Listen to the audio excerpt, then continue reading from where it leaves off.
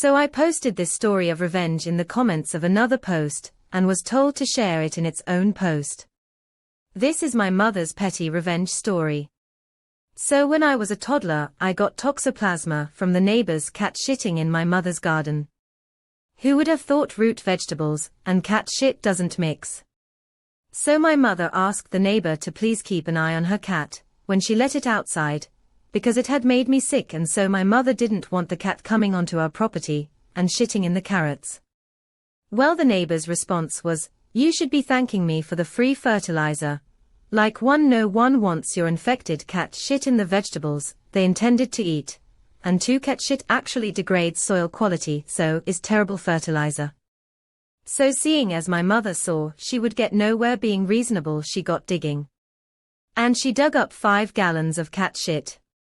She then took that bucket of shit and dumped it outside of the neighbor's main door and left a note, "Thought you would want your fertilizer back." So the neighbor, I guess in response to finding 5 gallons of cat shit just dumped on their entrance, called the RCMP. But my mother isn't one to be intimidated. So when talking with the cops, my mother pulled this gem from her hat.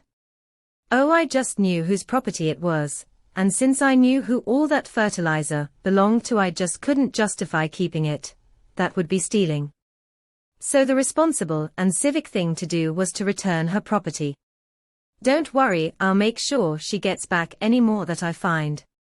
My mother had just told her neighbor and the cops she had no intention of stopping her course of action, and would continue unhindered in her mission to return any fertilizer she found in her garden.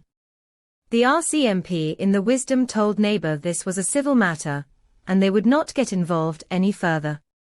The delight my mother still gets when she said the neighbor put up a for sale sign and moved across town, she takes that.